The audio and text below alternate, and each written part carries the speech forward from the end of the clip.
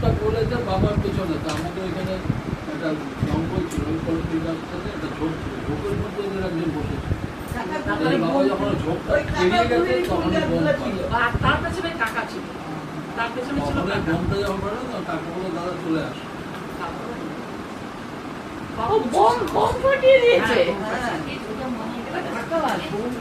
যাই হোক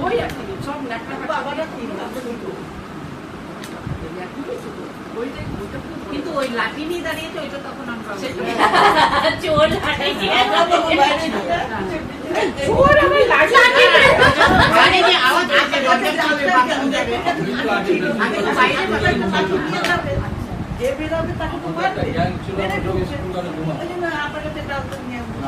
খাওয়া দাওয়া করে বিছনা নিয়ে